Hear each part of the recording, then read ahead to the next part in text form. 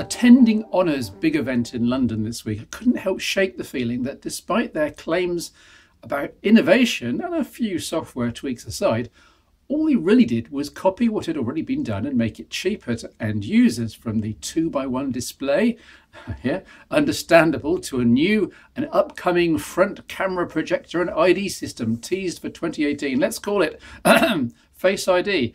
That's set to be a carbon copy of what the iPhone X does, complete with an emoji. Gah! However, like most of us, I'm actually all for making things cheaper, and I loved last year's Honor 6X. Really decent specs and capabilities, and a premium feeling phone that cost about £220 or so here in the UK. Amazing.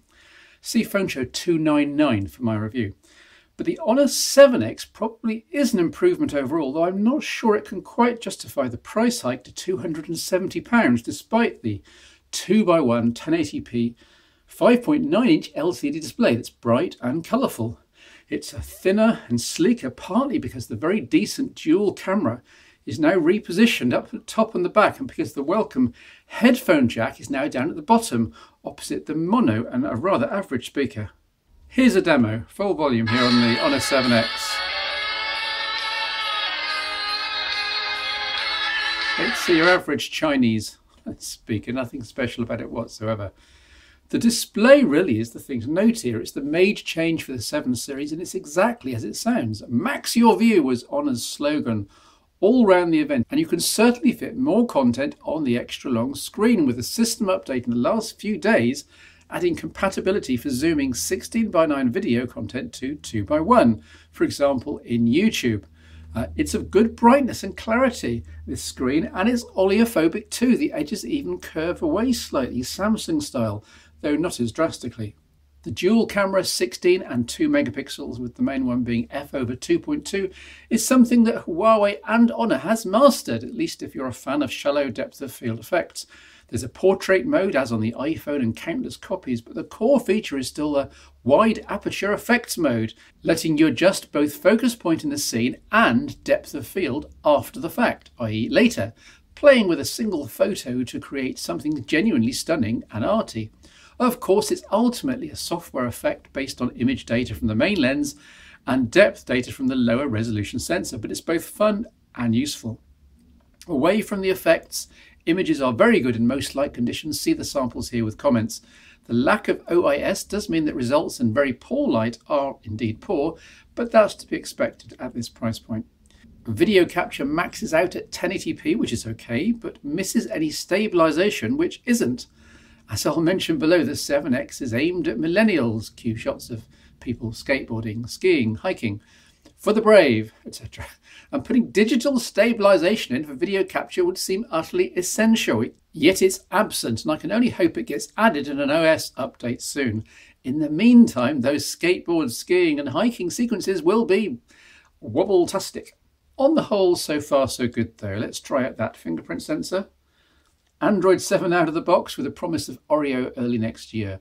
Dual SIM or single SIM and micro SD as usual for Honor and Huawei, with 64GB of storage and 4GB of RAM, plus the latest Kirin 659 chipset.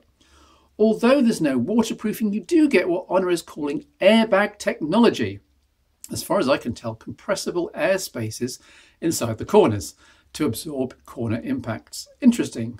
So why do I find myself hesitating and recommending the Honor 7X?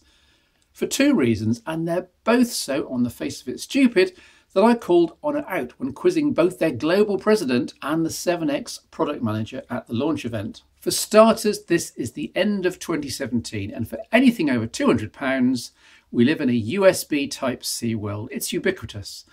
Yet Honor has cheaped out and gone with an old micro USB data and charging port. Now, Honor's argument is that it doesn't make a difference to their target market, millennials, and it's much cheaper to put in. Okay, well, say a £5 per handset cheaper at most, but the inclusion of Type-C would have made the handset £30 more future-proof, desirable and recommendable, in my view. Secondly, there's no NFC. So what, I hear you ask? NFC, near field communications, is trivial to include, and it was here in last year's Honor 6X, at least in the UK. It's what enables Android Pay. So let's get this straight. Honor is aiming this smartphone at the young and tech savvy, the very people who are growing up in a world where paying for things using phones and smartwatches is normal. And then these same people will come to a screeching halt when they try installing and using Android Pay on the Honor 7X and nothing happens. It won't install, it won't work, cue lots of angry users. NFC costs, I estimate, less than $1 to build into a phone, and not having it on an upwardly mobile mid-range like this is indeed stupid. Honor is also pitching its new View 10, by the way, which does have USB Type-C and NFC, but is a lot more expensive at £450, but I will be getting that in for review in January. EMUI 5 Emotion UI is familiar from other Huawei and Honor phones. It's capable enough, but is quite aggressive with how it manages the day-to-day experience. For example, closing apps when the screen locks. The goal is better battery life, and the 7X does achieve this, easily getting through a long day on its 3340 mAh battery, though power users will want to make sure that their core apps are kept running by whitelisting them deep in EMUI settings. There's no ambient display or always-on display at this price, but there is a notification LED at the top, so better than nothing. However, not all apps are supported. For example, Gmail's not here, so don't assume that every application can tie its new events into the notification LED. There's some bloat, mainly trial games, and plenty of duplication with Android standard apps from Google. So, for example, we get Google Calendar against Calendar, Gmail against email, Google Photos against Gallery, and so on. We've seen this before, though it's not a huge issue for most people. Google Assistant is baked in happily, so a long press on the virtual home control or simply saying, OK Google, when the screen is lit at least, gets you into a full voice interface that generally works well. There's a themes engine and application, but this doesn't extend to system dialogues and settings pane, so a lot of the UI remains resolutely dark, for example the notifications pane, or resolutely light, the settings pane, and there's no way to change these.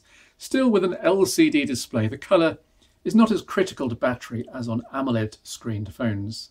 Look, if this is for a teenage son or daughter, or even a parent who doesn't intend to use Android Pay, then the 7X is a good smartphone, great display, excellent camera, terrific performance, especially if you can get it at a good offer price on the likes of highhonor.com.